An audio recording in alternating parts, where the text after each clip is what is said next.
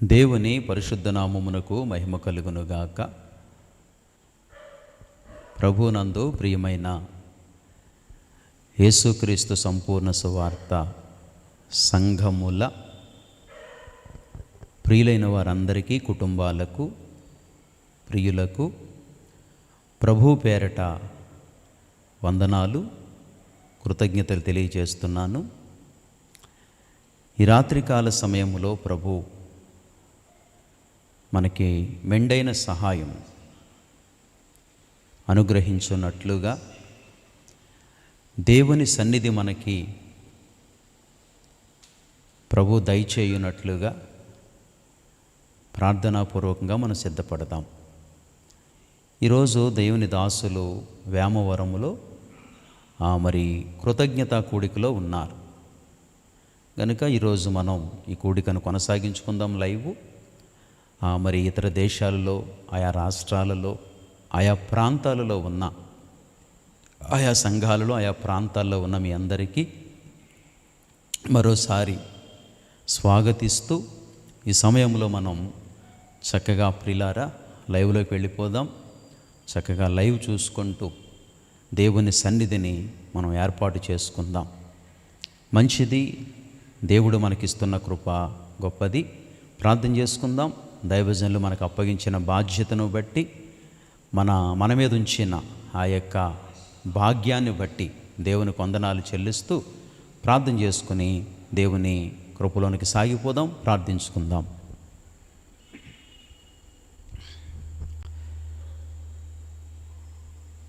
ప్రేమ కలిగిన తండ్రి, పరిశుద్ధుడు అయిన ప్రభువా, మీకు వందనాలు. ఈ రాత్రికాల సమయంలో మీ ప్రియకుమారుడు, మా ప్రియ రక్షకుడైన యేసుక్రీస్తు ప్రభు సర్వశక్తి కలిగిన నామములో వందనాలు, స్తోత్రాలు చెల్లించుకుంటున్నాం. ఈ రాత్రి మీ యొక్క ప్రత్యేకమైన కృప మా మీద ఉంచి మమ్మల్ని బలపరిచి మమ్ములను స్థిరపరచవలసిందిగా ప్రార్థన చేస్తున్నాను. మేమందరం కూడా నీ పిలుపును బట్టి, మీ దయాపూర్వక సంకల్పాన్ని బట్టి, మీరు ఏర్పరుచుకున్న విధానాన్ని బట్టి పరిశుద్ధ జీవితాన్ని జీవిస్తూ దేవుని ఉన్నతమైన శక్తిని కలిగి ఉండడానికి, పరిశుద్ధాత్మ దేవుణ్ణి కలిగి ఉండడానికి, దైవాభిషేకం కలిగి ఉండడానికి మా జీవితాల్లో సహాయం చేయమని ప్రార్థన చేస్తున్నాను. ఎంతైనా నీవు గొప్పవాడివని, మానవ జాతిని కనికరించడానికి దిగొచ్చిన వాడవని, మానవ జాతి నమ్మదగిన వారు కాకపోయినప్పటికీ నీవు మాత్రము నమ్మదగిన దేవుడిగా ఉండి మా జీవితాల్లో చాలినంత కృప చూపిస్తూ మాకు సహాయపడుతూ కృప చూపుతున్నారు. మీ పాదములకు వందనాలు. కనుక ఈ సమయమందు ప్రార్థిస్తున్నాము. నీ దాసులైతే ఈ దినాన్న మరి వేమవరములో గోపినుడు భాస్కరరావు గారింటికాడ కృతజ్ఞతా కూడిక కలిగి ఉంటుండగా సహాయం చేయండి. ఆదివారం వెళ్ళారు వేమవరం, ఆదివారం రాత్రి పరిచర్య, అలాగే సోమవారం ఆచంట, నిన్నటి దినాన్ని మంగళవారం గౌరవపేట, ఈ దినాన కృతజ్ఞతా కూడికలో ఉన్నారు. తోడుగా ఉండి సహాయం చేయండి. నీ దాసునికి, అక్కడున్న కుటుంబానికి, అక్కడున్న సంఘ పరిశుద్ధులకు మీరు కృప చూపమని ప్రార్థిస్తున్నాను. అట్లనే ఈ లైవ్ కార్యక్రమము మరి మాకు అప్పగించారు కనుక దీన్ని కొనసాగిస్తుండగా పరిశుద్ధాత్మ దేవుడా మీ కృప అనుగ్రహించి, మీ పరిశుద్ధాత్మ కృప మెండుగా ప్రసాదించమని ప్రార్థిస్తున్నాను. ఏమాత్రం యోగ్యత అయితే లేదు, కేవలం నీ దాసుడు అప్పగించిన ఈ పని జరిగించాలి అంతే తప్ప ఏమాత్రం యోగ్యత లేదని ఎరిగి నీ సన్నిధిలో నీ రక్తములో కడుక్కుంటూ, నీ వాక్య ఉదకముతో కూడా కడుక్కుంటూ నీ కృప అధికముగా ఉంచమని ప్రార్థన చేస్తూ, ఈ సమయమందు పాటల్లో, వర్తమానములో, తిరిగి ప్రార్థించట్లో మాకు మీరు సహాయం చేయమని, కరెంటుని, ఇంటర్నెట్ని, అట్లనే లైవ్ టెలికాస్ట్ చేస్తుండగా మరి మమ్మల్ని అందరినీ మీరు జ్ఞాపకం చేసుకోమని, కుమారుడు రంజిత్ బాబుని జ్ఞాపకం చేసుకోమని ప్రార్థిస్తూ, ఈ మనవులన్నీ మీకు అప్పగిస్తూ ఎంతో భారభరితమైన పరిచర్యలు కొనసాగిస్తుండగా నీవిచ్చిన భాగ్యమని, సంఘములో నీ చేత వాడుకోబట్టానికి మాకిచ్చిన తరుణమని గ్రహించి నీ చేత వాడబడి కృప దయచేయమని ప్రార్థన చేస్తూ వందనాలు స్తోత్రాలు చెల్లించుకుంటూ సమస్త మహిమా ఘనతలు మీకు ఆరోపిస్తూ మనవులని మీకు అప్పగిస్తూ మహిమ చెల్లిస్తూ యేసు పరిశుద్ధ నామమున ప్రార్థించి మీ సహాయము కొరకు అడిగి వేడుకుంటున్నాము తండ్రి. ఆమేన్, ఆమేన్.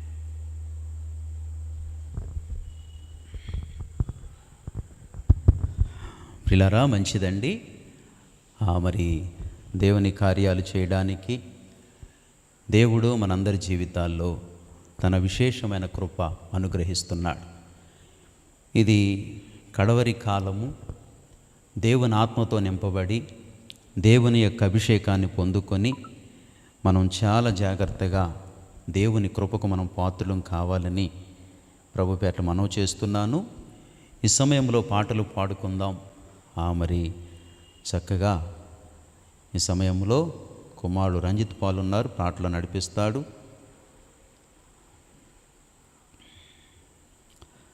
మొట్టమొదటిగా 220వ పాట పాడుకుందాం. యేసు ప్రభుని ముఖ దర్శనముచ్చే నా ప్రతి ఆశ తీర్చుకొందును. ఒక 3 చరణాలు మనం పాడుకుంటున్నాం కనుక 220 అండి, 191. యేసు ప్రభు నీ ముఖ దర్శనముచ్చే నా ప్రతి ఆశ తీర్చుకొందును. అట్లనే మనం మరి ఈ సమయంలో మన మధ్యన కుమారుడు ఉన్నాడు, పాటలు నడిపిస్తాడు. తర్వాత చిన్నన్నయ్య ప్రార్థనలు నడిపిస్తారు. ఇట్లా వాడబడదాము. 220 అండి, 220, 191. యేసు ప్రభు నీ ముఖ దర్శనముచ్చే నా ప్రతి ఆశ తీర్చుకొందును.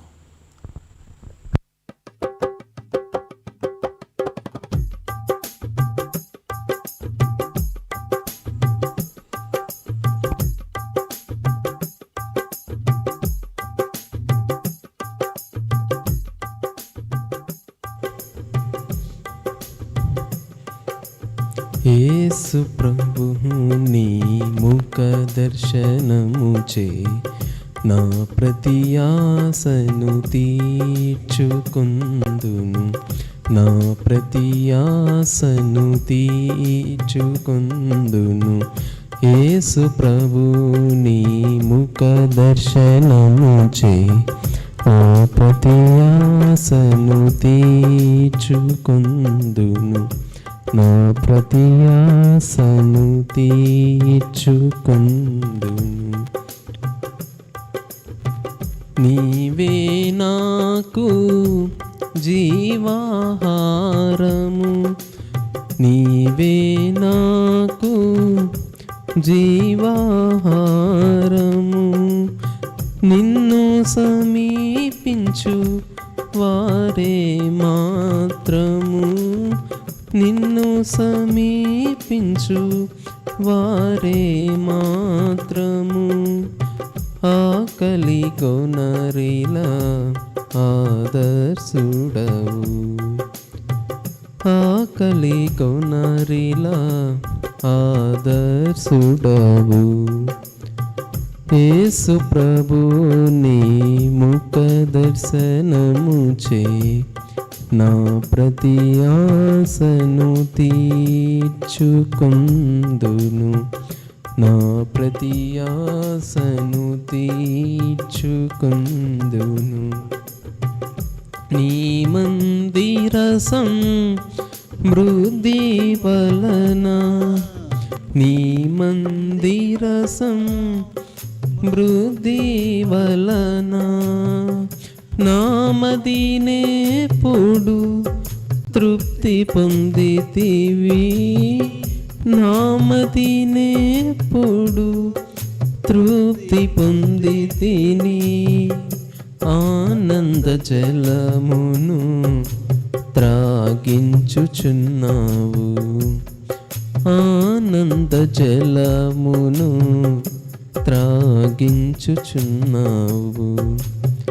యేసు ప్రభు నీ ముఖ దర్శనముచే నా ప్రతి ఆశను తీర్చుకుందును, నా ప్రతి ఆశను తీర్చుకుందును. నీవే నాకు జీవపు మార్గము, నీవే నాకు జీవపు మార్గము. నీ సన్నిధిని పూర్ణానందము, సన్నిధిని పూర్ణానందము. కలదని నిన్ను నపరచెదను, కలదని నిన్ను గణపరచెదను. యేసు ప్రభు నీ ముఖ దర్శనము చే నా ప్రతి ఆశను తీర్చుకుందును, నా ప్రతి ఆశను తీర్చుకుందును. యేసు ప్రభు నీ ముఖ దర్శనము చే నా ప్రతి ఆశను తీర్చుకుందును, నా ప్రతి ఆశను తీర్చుకుందును. మంచిదండి, మరొక పాట పాడుకుందాం. అనుదినము మా భారము భరించే దేవా, అనిశము నీ మేళ్లతో నింపుచున్నావు. 214వ పాట అండి. కొత్త ప్రతుల్లో 214, పాత ప్రతుల్లో 185. ఈ పాట మనం పాడుకుని ప్రభువును స్తుతించుకుందాం.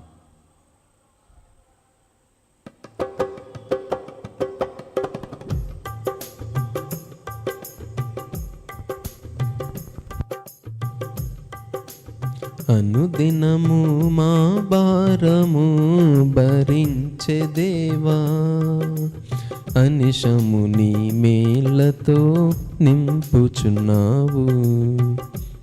అనుదినము మా భారము భరించే దేవా,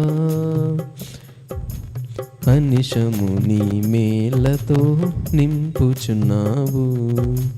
సన్నుతించు మనిషమా నా ప్రాణమా యేసుని, సన్నుతించు మనిషమా నా ప్రాణమా యేసుని.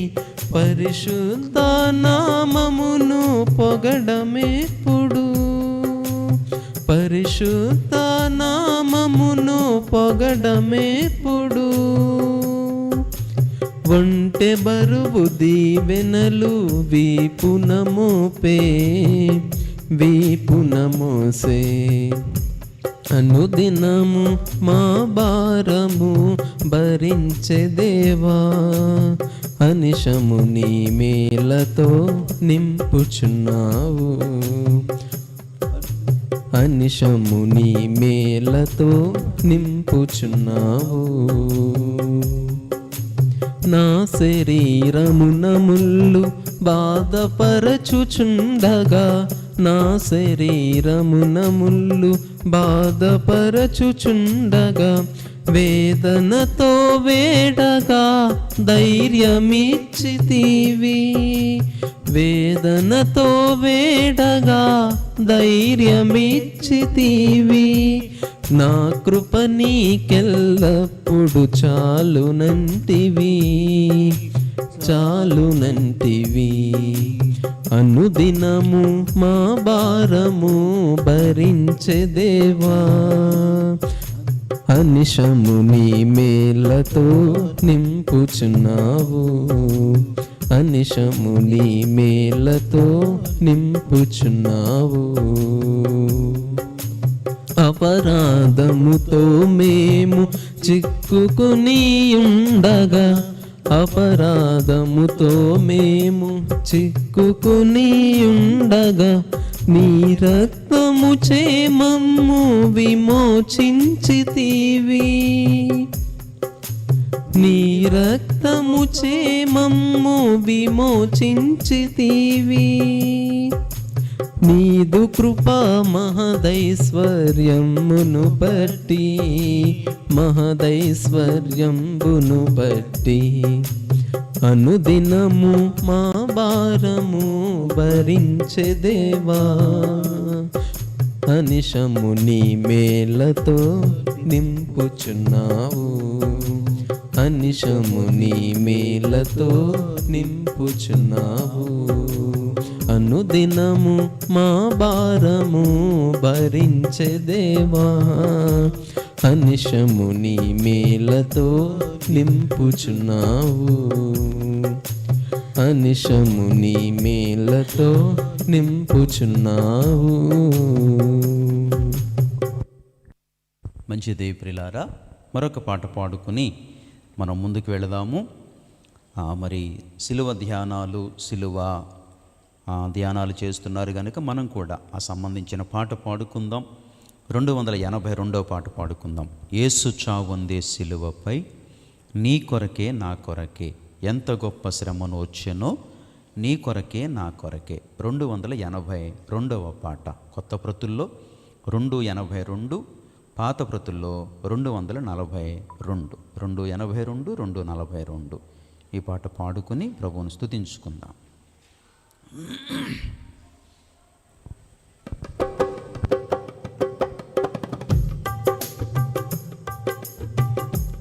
యేసు చావందే సిలువపై,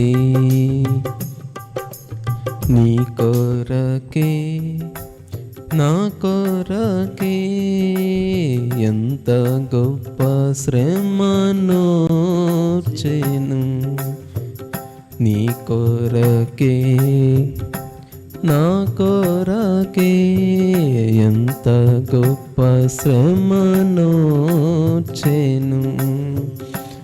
నీ కొరకే నా కొరకే. నది వలె యేసు రక్తము సిలువలో నుండి ప్రవహించే. నది వలె యేసు రక్తము సిలువలో నుండి ప్రవహించే. పాపము కడిగే మలినంబు తుడిచే, పాపము కడిగే మలినంబు తుడిచే. ఆ ప్రశస్త రక్తమే, ఆ ప్రశస్త రక్తమే. యేసు చావందే సిలువపై, నీ కొరకే నా కొరకే, ఎంత గొప్ప శ్రమనోర్చెను. నీ కొరకే నా కొరకే, ఎంత గొప్ప శ్రమనోర్చెను. నీ కొరకే నా కొరకే. నీ పాపములోపుకో, నీ పాప డాగులు తుడుచుకో. నేడే నీ పాపములోపుకో, నీ పాప డాగులు తుడుచుకో. నీ ఆత్మ తనువుల శుద్ధి పరచుకు, నీ ఆత్మ తనువుల శుద్ధి పరచుకు. క్రీస్తు యేసు రక్తములో, క్రీస్తు యేసు రక్తములో. యేసు చావందే సిలువపై, నీ కొరకే నా కొరకే, ఎంత గొప్ప శ్రమనోర్చెను. నీ కొరకే నా కొరకే ఎంత గొప్ప శ్రమను చెను. నీ కొరకే నా కొరకే పాప శిక్ష పొంద తగియుంటిమి. మన శిక్ష ప్రభువే సహించెను. పాప శిక్ష పొంద తగియుంటిమి. మన శిక్ష ప్రభువే సహించెను. నలుగా గొట్టబడే పొడవబడే నీకై. నలుగా గొట్టబడే పొడవబడే నీకై. అంగీకరించు యేసుని. అంగీకరించు యేసుని. యేసు చావుంది సిలువపై. నీ కొరకే నా కొరకే ఎంత గొప్ప శ్రమను చెను. నీ కొరకే నా కొరకే ఎంత గొప్ప శ్రమను చెను. నీ కొరకే నా కొరకే ఎంత గొప్ప శ్రమను చెను. నీ కొరకే నా కొరకే యేసు చావుంది సిలువపై. నీ కొరకే నా కొరకే ఎంత గొప్ప శ్రమను చెను. నీ కొరకే నా కొరకే. చూసారా ప్రియులారా, మీ కొరకు నా కొరకు యేసు ప్రభు సిలువలో మరి రక్తము చిందించినట్లుగా మనం చూస్తున్నాం. పాటలు పాడి స్తుతించడానికి ఇచ్చిన ఈ మంచి మహద్భాగ్యాన్ని బట్టి దేవునికి మరొక్కసారి మహిమ చెల్లిస్తూ ఈ సమయంలో ప్రార్థన చేసుకుందాం. మరి ప్రార్థన చేసుకుని ప్రార్థనాపూర్వకంగా దేవుని వాక్యం కొరకు మనం ఎదురు చూద్దాం. మన మధ్యన చిన్నయ్య ఉన్నారు, ప్రార్థన నడిపిస్తారు. ప్రార్థించుకుందాం.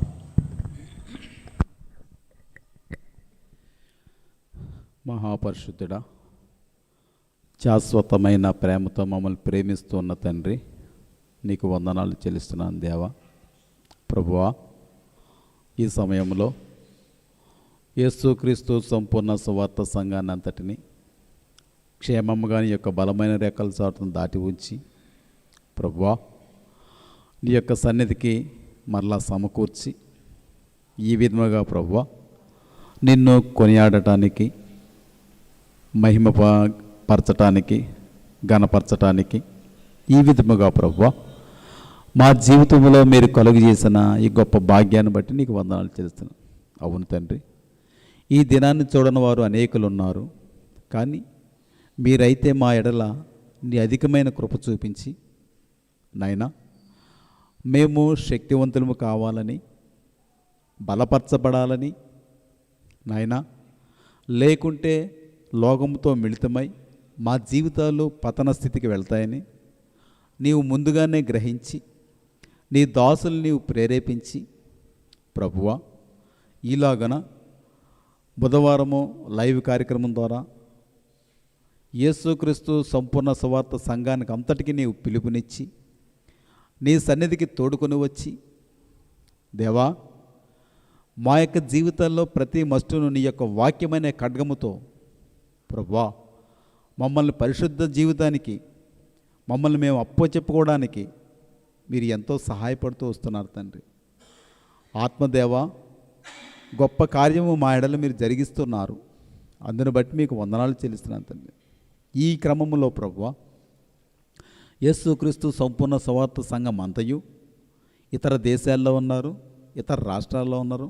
ఎక్కడున్నా నువ్వు ప్రభువా నిన్ను సేవించడానికి, నిన్ను గణపరచడానికి, అదే సమయంలో ప్రభువా మా యొక్క మట్టి జీవితాల్లో నైనా మా యొక్క మట్టి పురుగులలో మహదైశ్వర్యాన్ని నింపడానికి ఈ విధంగా మా బ్రతుకుల్లో ఎన్నో అవకాశాలు ఇస్తూ మమ్మల్ని బలపరుస్తున్న నీ యొక్క ప్రేమను బట్టి నీకు వందనాలు చెల్లిస్తున్నాను తండ్రి.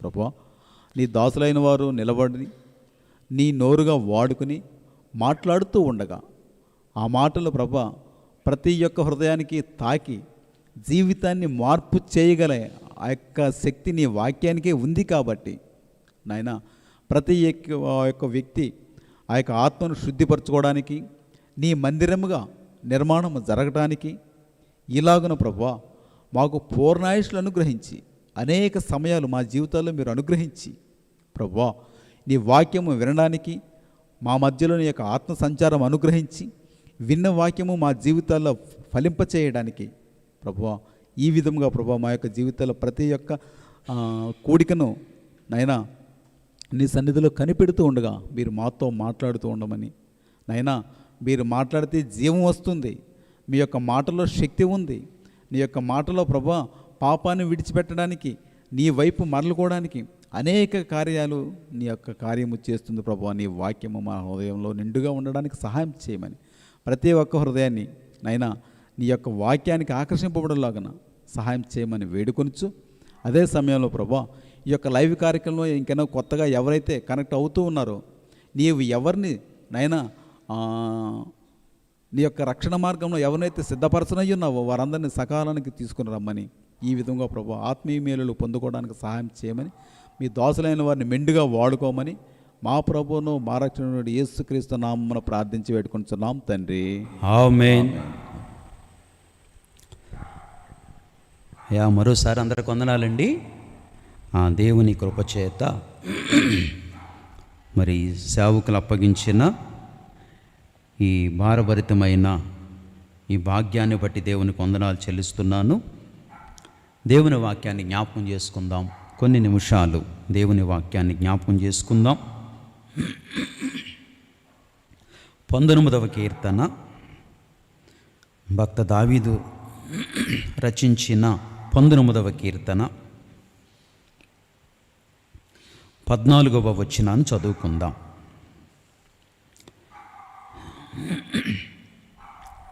19:14 యెహోవా నా ఆశ్రయదుర్గమా, నా విమోచకుడా, నా నోటి మాటలను నా హృదయ ధ్యానమును నీ దృష్టికి అంగీకారములగునుగాక.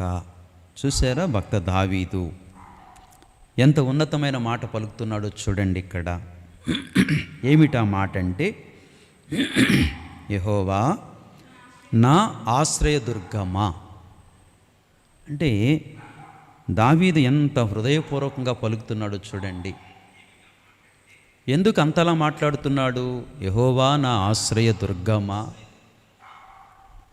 కదా, పైన పెదాల నుంచి వస్తున్న మాట కాదది. దావీదు భక్తుని జీవితంలో పైన పెదాల నుంచి వస్తున్న మాట అయితే కాదు. చాలా హార్ట్ఫుల్గా పలుకుతున్నాడు, చాలా హృదయపూర్వకంగా మాట్లాడుతున్నాడు. ఏమిటి ఆ మాట అంటే అంటాడు, యెహోవా నా ఆశ్రయదుర్గమా, నా విమోచకుడా. ఎంత లోతుల్లోంచి మాట్లాడుతున్నాడో చూడండి. పైన పెదాల్లోంచి మాట్లాడుతున్న మాటలు కావు. అంటే ఎందుకింత లోతైన అనుభవంలోంచి నా ఆశ్రయదుర్గమా అని మాట్లాడుతున్నాడు? కారణం లేకపోలేదు. భక్తుని జీవితంలో కారణము లేకపోలేదు. దావీదు భక్తుడు అలా పలకడానికి చాలా కారణాలు ఉన్నాయి. కానీ ఈ రాత్రి అన్నీ జ్ఞాపకం చేసుకోవడానికి సమయం కాదు గనుక, సబ్జెక్ట్లో మనం ఎదరికి వెళ్ళాలి కనుక ఒక మాట జ్ఞాపకం చేస్తాను. అన్నిటికీ సమాధానముగా దావీదు భక్తుని జీవితంలో అన్ని మేళ్లకు అన్ని ఉపకారములకు సమాధానంగా ఒక మాట జ్ఞాపకం చేసి నేను మరి ముందుకు వెళతాను. దయచేసి 1 రాజుల గ్రంథము 1వ అధ్యాయము దయచేసి చూడండి. యెహోవా నా ఆశ్రయదుర్గమా అని పలకడానికి కీలకమేమిటంటే మొదటి రాజుల గ్రంథము 1వ అధ్యాయము, అక్కడ చక్రవర్తి లేక దావీదు భక్తుడు మాట్లాడుతున్నాడు. ఎన్నో వచనం అంటే 1వ అధ్యాయము 29వ వచనం. అప్పుడు రాజు ప్రమాణపూర్వకముగా చెప్పినదేమనగా, సకలమైన ఉపద్రవములలో నుండి నన్ను విడిపించిన యెహోవా జీవము తోడు. ఒక్క మాట చాలదా? సకలమైన ఉపద్రవములలో, సకలమైన అంటే చిన్న కష్టము నుండి పెద్ద కష్టము వరకు సకలమైన ఉపద్రవాలే. ఉపద్రవములంటే ఏదో చిన్న చిన్న సంగతులు కావు. ఉపద్రవము అంటే ముంచెత్తుట. యోనా ప్రార్థించాడు. ఎక్కడి నుంచో తెలుసునా? నేను ఉపద్రవములో నుండి నీకు మొర్రపెట్టుచున్నాను. ఉపద్రవము అంటే చేప కడుపులోకి వెళ్ళిపోయాడు, సముద్రపు అగాధములోకి వెళ్ళిపోయాడు. అక్కడ నుండి ప్రార్థిస్తున్నాడు అంటాడు. నేను ఉపద్రవములో ఉండి ప్రార్థిస్తున్నాను అంటాడు. అంటే అలాంటి పరిస్థితుల నుండి దావీదు భక్తుణ్ణి దేవుడు విడిపించాడు. అభిషేకించిన నాటి నుండి ఎన్నో శ్రమల గుండా, ఎన్నో ఇబ్బందుల గుండా, ఎన్నో కష్టముల గుండా దావీదు వెళుతున్నప్పుడు దేవుడా భక్తునిని తప్పించుకుంటూ, ఏమండి, సౌలు కక్షభూనాడు, శత్రురాజులు కక్షభూనారు, చివరికి కడుపును పుట్టిన కొడుకులు కూడా కక్షభూనారు. కొడుకులు కూడా దావీదుని అడవిలోకి తరిమేశారు. అన్ని పరిస్థితులలో కూడా భక్తుణ్ణి ఎవరు కాపాడారు అంటే దేవుడే కాపాడాడు, ఆశ్రయముగా నిలిచాడు. ఊరకనే పలికిన మాట కాదది. పెదాల మీద నుంచి ఏదో పలికితే బాగుంటుంది అని పలికిన మాట కాదది. దయచేసి మీరు గమనించాలి. ఈ రాత్రి మనం గమనించవలసిన విషయం, ఇలా మాట్లాడితే బాగుంటుంది ఏమంటే అట్లా పలికిన మాట కాదు. భక్త దావీదు హృదయపూర్వకంగా మాట్లాడుతున్నాడు, చాలా హార్ట్ఫుల్గా మాట్లాడుతున్నాడు. అదే అందుకనే యెహోవా నా ఆశ్రయదుర్గము అంటాడు. ఎందుకు ఆశ్రయదుర్గం అయిపోయాడంటే భక్త దావీదు యొక్క సకలమైన ఉపద్రవములలో దేవుడు విడిపించాడు, సంరక్షించాడు. అది ఎప్పుడైతే దావీదు భక్తుడిని దేవుడు విడిపిస్తున్నాడో, ఎప్పుడైతే తప్పిస్తున్నాడో, భక్తుని హృదయం దేవుని మీద ఆనుకోవటం మొదలుపెట్టింది. రుచి చూచినప్పుడే కదా, ఆ శక్తి తెలిసినప్పుడే కదా, అనేకమైన కష్టములలోంచి, అనేకమైన ఉపద్రవాల్లోంచి విడిపిస్తున్నాడు గనుక దేవుని శక్తి ఏంటో అర్థమయ్యింది. ఆనుకోవటం ఆరంభించాడు. అది తింటే తెలుస్తుంది వస్తువు రుచి, పదార్థము రుచి. దిగితే తెలుస్తుంది లోతెంతో. దేవుడు ఆపద్బాంధవుడుగా ఉన్నాడు, ఆదుకునేవాడిగా ఉన్నాడు, ఆశ్రయదుర్గముగా ఉన్నాడు. ఎలాంటి పరిస్థితులకైనా చాలిన దేవుడని భక్త దావీదు నమ్మాడు. అందుకే తన భార్యతో మాట్లాడుతూ, బెత్షెబాతో మాట్లాడుతూ, అక్కడ కొన్ని సందర్భాలు వేరు, అయితే తన భార్య అయిన బెత్షెబాతో మాట్లాడుతూ అక్కడ పలికిన మాట 29 ఏమనంటే, అప్పుడు రాజు ప్రమాణపూర్వకముగా, ఎట్లా చెప్తున్నాడు? తేలికైన మాట కాదు. ప్రమాణపూర్వకం అంటే చాలా మరి ప్రమాణము అంటే అబద్ధము కాదు, ప్రమాణపూర్వకంగా చెప్తున్నాడు. ఏమిటంత ప్రమాణపూర్వకంగా చెప్తున్నాడు అంటే, సకలమైన ఉపద్రవములలో నుండి నన్ను విడిపించిన యెహోవా జీవముతోడు. అందుకే దావీదుకి దేవుడు ఆశ్రయదుర్గమైపోయాడు. ఈ రాత్రి దేవుడు మన జీవితంలో ఏమిటి? ఆశ్రయుడేనా? ఈ రాత్రి దేవుడు మనకు ఆశ్రయుడేనా?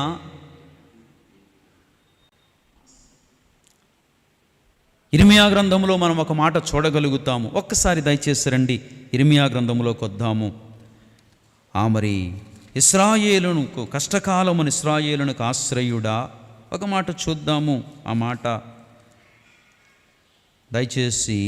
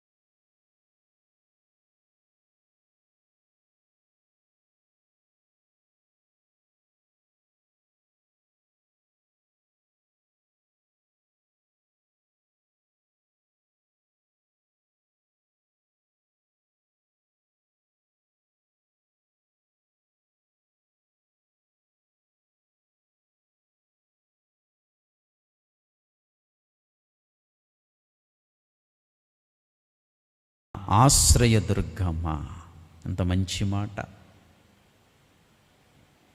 ఈ రాత్రి మనం పలకగలమా మాట? ఏమండి, కనుక దావీదు భక్తుని జీవితంలో ఎన్నో ఎన్నో ఎన్నో ఎన్నో చేదైన అనుభవాలు. సౌలు రాజు అనుకున్నాడు, అనుదినము వెంటాడుతూ వచ్చాడు, పరుగులెట్టించాడు, అరణ్యంలోకి వెళ్ళిపోయాడు, అడవుల్లోకి వెళ్ళిపోయాడు, కొండ గుహల్లో జీవించాడు, ఎక్కడా నెమ్మది లేదు. అనుదినము వెతికినను ఉంటుంది మాట సమూయేలు గ్రంథములో. అనుదినము వెతికినను మరణము నుండి తప్పించాడు. నిజంగా ఇశ్రాయేలు కష్టములలో దేవుడు రక్షకుడిగా, ఆశ్రయముగా, ఎలాంటి దేవునిని మనం కలిగి ఉన్నాము, ఎలాంటి దేవునిని మనం ఆశ్రయిస్తున్నాము. అందుకే మన విశ్వాసము తేలిపోకూడదు, అందుకే మన భక్తి తేలిపోకూడదు. దేవుని మీద ఉన్నతంగా ఆధారపడాలి, దేవుని మీద ఉన్నతముగా ఆధారపడాలి, దేవునిని ఆధారము చేసుకోవాలి. కనుక అలాంటి దేవునిని ఏమని కొనియాడుతున్నాడంటే, రండి 19వ కీర్తనలోకి రండి, అక్కడే కొన్ని మాటలు జ్ఞాపకం చేసుకుందాం. అంటాడు 19:14, యెహోవా నా ఆశ్రయదుర్గమా, నా విమోచకుడా, నా నోటి మాటలను నా హృదయ ధ్యానమును నీ దృష్టికి అంగీకారములగునుగాక. బా ఎంత మంచి మాట. హృదయ ధ్యానము, నోటి మాటలు ఎవరికి అంగీకారం? దేవునికి అంగీకారం. అది దేవునికి అంగీకారమైన మాటలు సమాజంలో ఎలా ఉంటాయంటే కరుకుగా ఉంటాయి. మీరు ఆలోచించాలి. ఆనాడు బాప్తిస్ముకుడైన యోహాను మాటలేమీ రాజుకి ఇంపుగా లేవు, కఠినంగా ఉన్నాయి. ఎంత కఠినంగా ఉన్నాయంటే యోహాను యొక్క తల యోహాను యొక్క బాప్తిస్ముకుడైన యోహాను యొక్క శిరస్సు ఖండించనంత కఠినము అది. కానీ బాప్తిస్ముకుడైన యోహాను మాటలు దేవునికి ఇంపైనవి. ఆయనను సపోర్టు చేయడు, పాపమును సపోర్టు చేయడు, తప్పును సపోర్టు చేయడు. రాజు అయినా సరే, సామాన్యమైన వ్యక్తి అయినా సరే అన్నాడు, నీ సోదరుని భార్యను ఉంచుకున్నావు, తప్పు కదా. ఆ మాట కోపం వచ్చింది. కోపం వచ్చి యోహానుని తల ఖండించడానికి సిద్ధపడ్డారు.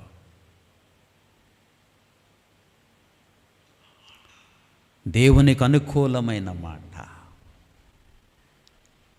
ప్రజల గుండెలు నొప్పిస్తుంది. ప్రజల హృదయాలు నొచ్చుకుంటాయి. అది ఆనాడు అపోస్తుల కాలములో కూడా అదే సంభవించింది. అపోస్తులు దేవుని వాక్యం బోధిస్తుంటుంటే వారి హృదయం నొచ్చుకుంది. నొచ్చుకోవటం అంటే గుచ్చుకోవటం. దేవుని మాటలు, హృదయ ధ్యానము, నా నోటి మాటలు నీ దృష్టికి అది మానవులను మెప్పించే మాటలు కాదు, మనుషులను సంతోషపరిచే మాటలు కాదు.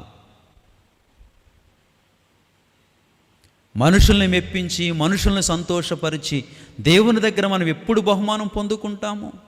ఎప్పుడైనా మనల్ని బలా నమ్మకమైన మంచి దాసుడా అని అనగలడు? ఆలోచించాలి. అందుకే దావీదు అన్నాడు, నా హృదయ ధ్యానము, నా నోటి మాటలు నీ దృష్టికి అంగీకారములగునుగాక. ప్రిలారా, దేవుని దృష్టికి అంగీకారం అయితే చాలు. లోకములో దేవుడు మెచ్చుకుంటే చాలు. అలాగని మనుషులు ద్వేషించాలా అని కాదు. మనుషుల హితవు కోరాలి, దేవుని పక్షంగా కూడా నిలబడాలి. అది దావీదు చేస్తూ వచ్చాడు. కనుక దావీదు భక్తి జీవితాన్ని మనం చూస్తున్నాం. నోటి మాటలు కేవలము దేవునికి అనుకూలమైనవే. భక్తుని నోట రావలసిన మాటలు ఇవే. మన కొరకు ప్రాణం పెట్టిన వాడు సంతోషించాలి, మనల్ని పిలిచిన వాడు సంతోషించాలి, మనల్ని పిలిచి అభిషేకించిన వాడు ఆనందించాలి. ఇవే మాటలు తప్ప లోక సంబంధమైన మాటలను బట్టి దేవునికి ఆనందం కలుగదు. లోక సంబంధమైన మాటలను బట్టి దేవుని సంతోషపరచలేము. అందుకే దావీదు భక్తుడు తన భక్తి జీవితాన్ని మనం చూడగలుగుతున్నాం. అందుకని మరొక చోట మనం జ్ఞాపకం చేసుకుంటే, ప్రభునందు ప్రియులారా, అతని హృదయ ధ్యానం ఎట్లా ఉందో చూడండి. 39వ కీర్తన దయచేసి గమనించాలి. 39వ కీర్తన 3వ వచనం, 39:3. ఆ గుండె నాలో మండుచుండెను. నా గుండె నాలో మండుచుండెను. నేను ధ్యానించుచుండగా మంట పుట్టెను. మంట పుట్టెను. వా, దావీదు భక్తుడు ధ్యానిస్తుంటుంటే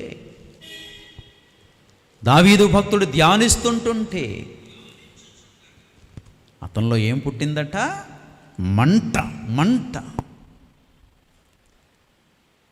కారు చిచ్చులా మండుతుంది. అది గమనించాలి. కారు చిచ్చులా మండుతోంది అది. కడవరి దినాలలో ప్రిలారా, ప్రతివాని గుండె మండాలి. వృద్ధుల గుండె మండాలి, పెద్దల గుండె మండాలి, యవ్వనస్తుల గుండె మండాలి, చిన్నవారి గుండె మండాలి. దేవుని కొరకు మండిపోవాలి. లోకములో ఉన్నదంతా కూడా వ్యర్థమే, లోకములో ఉన్నదంతా కూడా నిష్ప్రయోజనమే.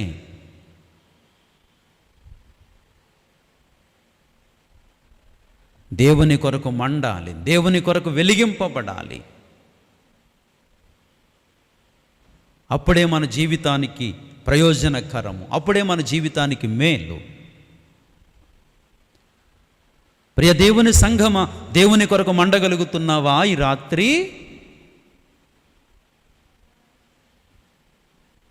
దేవుని కొరకు మండటం అంటే అర్థము, దేవుని లేఖనాలు ధ్యానిస్తున్నప్పుడు, దేవుడు మాట్లాడుతున్నప్పుడు పరిశుద్ధతలో మండాలి, పవిత్రతలో మండాలి, నమ్మకత్వములో మండాలి, యథార్థతలో మండాలి, పరిచర్యలో మండాలి.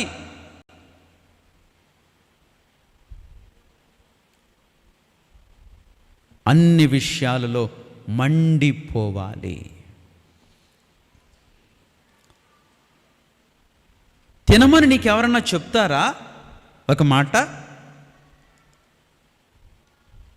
టైం అయిపోయింది, భోంచేయి అని ఎవరైనా చెప్పాలా నీకు? ఉదయకాలం అయింది, ముఖం కడుక్కోమని ఎవరన్నా చెప్పాలా నీకు? ఉదయకాలం టిఫిన్ టైం అయింది, ఎవరన్నా చెప్పాలా మీకు?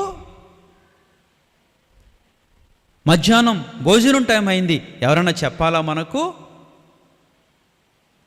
రాత్రి భోజనం టైం అయింది, ఎవరన్నా చెప్పాలా మనకు? రాత్రి నిద్ర టైం అయింది, ఎవరన్నా చెప్పాలా మనకు?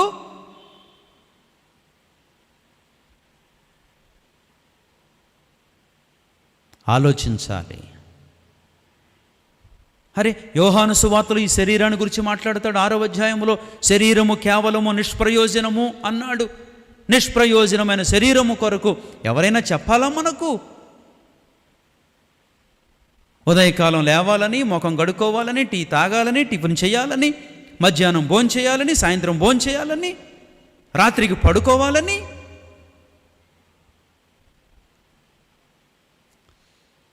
ఇక నీరసం వస్తే భోజనానికి మధ్యలో చిలకొట్లు, ఎవరన్నా చెప్పాలా మనకు?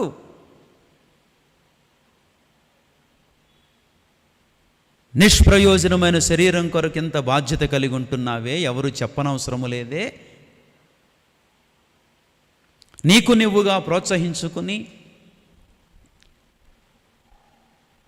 ఒకవేళ చేసుకోవడానికి అనుకూలంగా ఉంటే చేసుకుని, ఈ మధ్యన ఇంకా తేలికైపోయింది, ఏమన్నా తినాలనుకున్నప్పుడు ఆర్డర్ పెట్టుకుంటే ఇంటికి వచ్చేస్తుంది.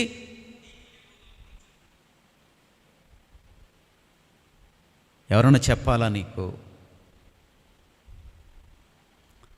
మరి బాహ్య జీవితంలో శరీరాన్ని కాపాడుకుంటున్నావు, బాహ్య జీవితంలో శరీరాన్ని బాగా కాపాడుకుంటున్నావు.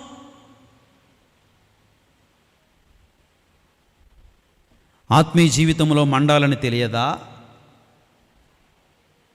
దేవుడి రాత్రి మనకు అప్పగించారు గనుక, దేవుని సేవకులు మనకి బాధ్యత అప్పగించారు గనుక దేవుని వాక్యాన్ని ధ్యానిస్తున్నాము. ఆత్మీయ జీవితంలో మండాలని తెలియదా?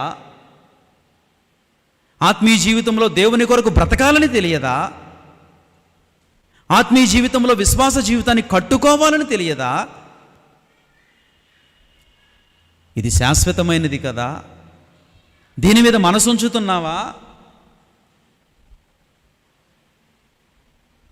నామకార్థ విశ్వాసంతో సాగిపోతున్నావా?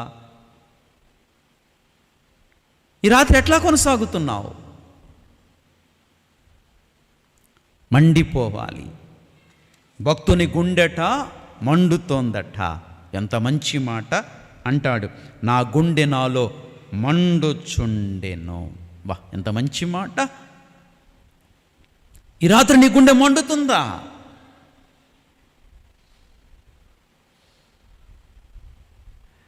ఐగుప్తు దేశంలో యోసేపు గుండె మండింది.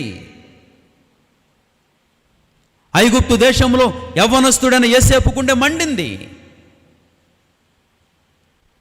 బబులోను దేశంలో మేషకు, షడ్రకు, అబెద్నెగో యవ్వనస్తుల గుండె మండింది. బబులోను దేశంలో దానియేలు గుండె మండింది. ఈ రాత్రి నీ గుండె మండుతుందా? దేవుని కొరకైన ఆలోచన చేస్తున్నావా? నీకు నువ్వు ప్రోత్సహించబడుతున్నావా? మండటం అంటే తనకు తాను ప్రోత్సహించుకోవటం. పరిశుద్ధతలో ప్రోత్సహించబడాలి, పవిత్రతలో ప్రోత్సహించబడాలి, పరిచర్యలో ప్రోత్సహించబడాలి, నమ్మకత్వంలో ప్రోత్సహించబడాలి.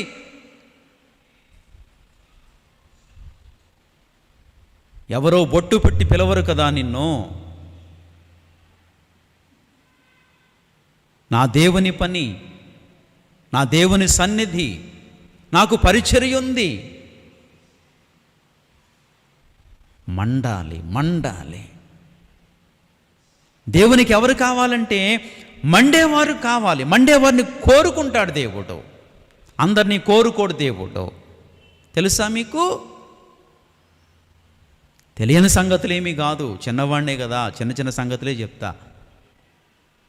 పెద్ద సంగతులు నాకు తెలియవు. కానీ దేవుడు ఎవరిని కోరుకుంటాడో తెలుసా? ఈ రాత్రి దేవుడు ఎవరిని కోరుకుంటాడంటే దేవుని వాక్యం చెప్తోంది. రండి, అపోస్తుల కార్యములు దయచేసి గమనించండి. దేవుడు ఎవరిని కోరుకుంటాడో చూద్దాం. అపోస్తుల కార్యములు 13వ అధ్యాయము 22వ వచనం.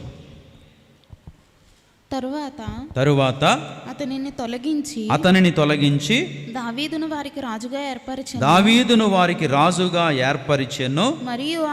మరియు ఆయన నేను యెషయి కుమారుడైన దావీదును కనుగొంటిని. అతడు నా ఇష్టానుసారుడైన మనుష్యుడు. అతడు నా ఉద్దేశములన్నీయు నెరవేర్చునని చెప్పి అతనిని గూర్చి సాక్ష్యం ఇచ్చాను. బా, దావీదును కనుగొన్నాడంట. ఎందుకు కనుగొన్నాడో తెలుసునా? దావీదు గుండె మండుతుంది దేవుని కొరకై. భగ భగ భగ భగ భగ భగ భగ మండుతుంది దేవుని కొరక. సంఘములో ఈనాడు నీవు నేను కూడా మండాలి. దేవుని కొరకు మండాలి. ఇదే జీవితం. ఈ జీవితం దాటితే వేరే జీవితం లేదు. ఈ అవకాశం దాటితే వేరొక అవకాశం లేదు. అందుకే భక్తులు తమ తమ జీవితాలను సద్వినియోగం చేసుకున్నారు. శరీరానికంటే ప్రభువుని ఎక్కువ ప్రేమించారు, ప్రాణానికంటే ఎక్కువ ప్రభువుని ప్రేమించారు, ఆకలి దప్పుల కంటే ప్రభువుని ఎక్కువ ప్రేమించారు, వస్త్రాల కంటే ప్రభువుని ఎక్కువ ప్రేమించారు. వారి గుండెలు మండిని. సంగమా, ఈ రాత్రి నీ గుండె మండుతుందా? దేవుని కొరకు మండగలుగుతున్నావా? దేవుడు దావీదుని కనుగొన్నాడు. కనుగొని దేవుడు దావీదుని ఏర్పరుచుకున్నాడు.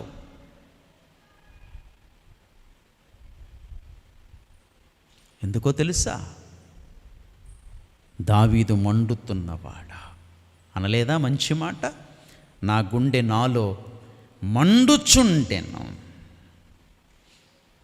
నేను ధ్యానించుచుండగా నాలో మంట పుట్టెను. బా, ఎంత మంచి మాట. ప్రియ దేవుని సంఘమా, ప్రియ తల్లి, ప్రియ తండ్రి, ప్రియ సోదరుడా, సోదరి, సంఘములో సాగుతున్న ప్రియ యవనస్తుడా, యవనురాలా, చిన్న బిడ్డలారా, దేవుని వాక్యాన్ని ధ్యానిస్తున్నారా?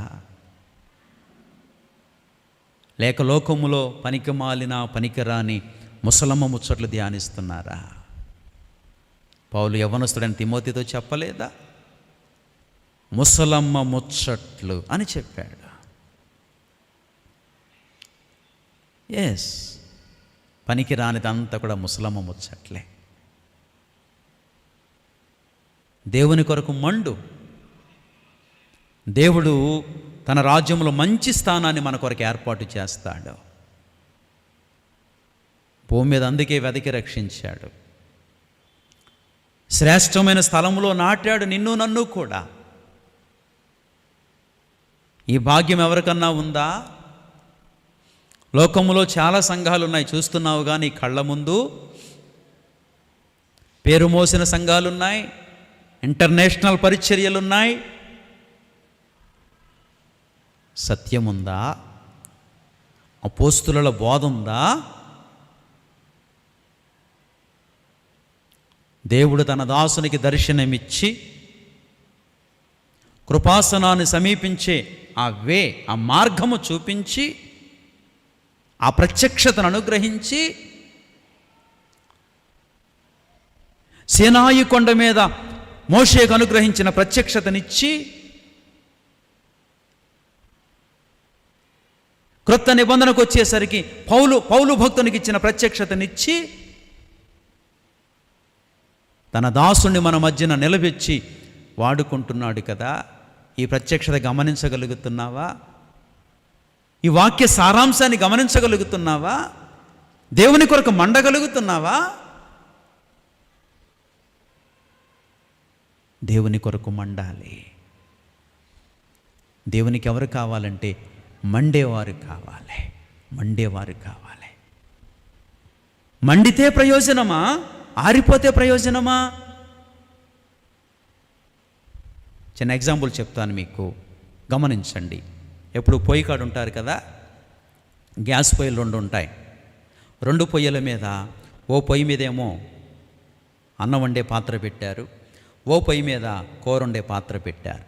ఇప్పుడు అన్నం వండే పాత్రలో బియ్యం కడిగారు, ఎసరు పోశారు, బియ్యం పోసేశారు, మూతేసేశారు.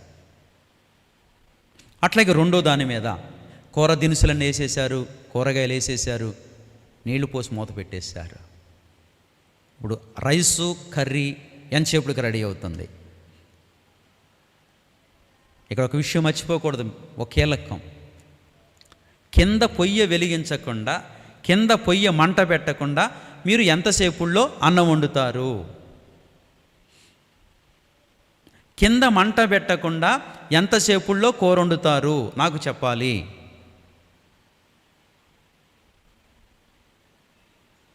కింద మంట లేదు, పొయ్యి కానీ గ్యాస్ పొయ్యి కానీ. గ్యాస్ పొయ్యి కానీ మంట లేకుండా మీరు అన్నం ఎంతసేపుల్లో వండుతారు? కూర ఎంతసేపుల్లో వండుతారు? నాకు చెప్పాలి మీరు. సాధ్యమేనా? అదేంటయ్య గారు, అసలు ఎంతసేపుల్లో వండటం ఏమిటి? గంట పెట్టినా ఉడకదు, పూట పెట్టినా ఉడకదు, రోజంతా పొయ్యి మీద ఉంచినా ఉడకదు, వారం రోజులు పొయ్యి మీద ఉంచినా ఉడకదు, 10 రోజులు పొయ్యి మీద ఉంచినా ఉడకదయ్య గారు. ఎందుకు ఉడకదు? పొయ్యి మీదే పెట్టావుగా. కానీ మంట లేదు, మంట లేదా? మంట లేకపోతే పదార్థం తయారవ్వదు. రోజు చూస్తున్నావు కదా,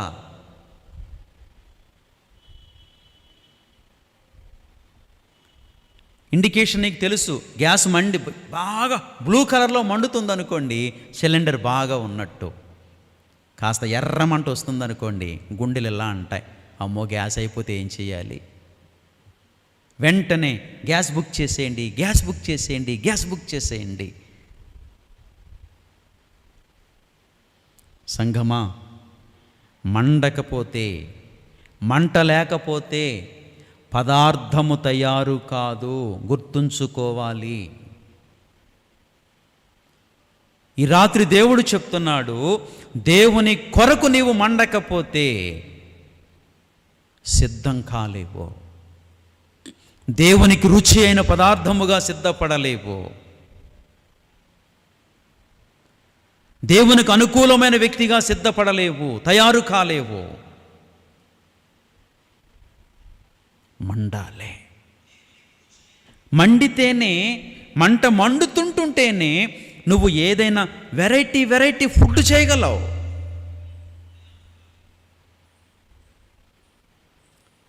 డిఫరెంట్ ఐటమ్స్ చేయగలవు. చికెన్లోనే 10 రకాలు చేయగలవు, చేపలోనే 10 రకాలు చేయగలవు, మటన్లోనే 10 రకాలు చేయగలవు. ఎప్పుడో తెలుసా అవకాశము? మండుతున్నప్పుడు. ఈ రాత్రి మండుతున్నావా? సంఘమా, దేవుని కొరకు మండుతున్నావా? మండేవారు దేవునికి కావాలి, మండేవారు దేవునికి కావాలి.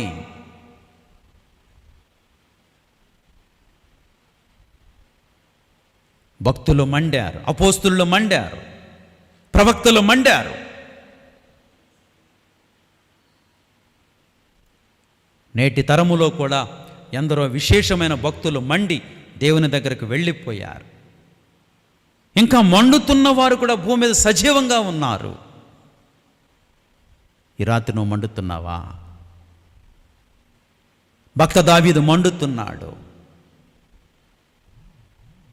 నా గుండె నాలో మండుచుండెను, నేను ధ్యానించుచుండగా నాలో మంట పుట్టెను. దేవుడు ఎలాంటి మంట మనలో ఉండాలనుకుంటున్నాడో తెలుసునా? జకర్యా గ్రంథము, దయచేసి రండి. జకర్యా గ్రంథము, ఒక మాట అక్కడ జ్ఞాపకం చేసుకుందాం. జకర్యా గ్రంథము 3వ అధ్యాయము. ఏమండి ఈ మాట చూస్తారా? 2వ వచనం. సాతాను నిన్ను గద్దించును. చూసారా? సాతాను యెహోవా నిన్ను గద్దించును. యెరూషలేమును కోరుకొని యెహోవా నిన్ను గద్దించును. ఇతడు అగ్నిలో నుండి తీసిన కొరవి వలెనే ఉన్నాడు గదా అని యెహోవా దూత సాతానుతో అనెను. ఎలా ఉన్నాడట? అగ్నిలో నుండి తీసిన కొరవి వలె. కొరవి అంటే తెలుసుగా, కొరవి మండుతున్న కొరకంచి, బగబగా మండుతున్న దాంట్లోంచి ఒక కట్టె తీయండి, మండిపోతూ ఉంటుంది. భక్తుడు అట్లా మండిపోవాలట. మండుతున్నావా? మండే ప్రయత్నం చేస్తున్నావా?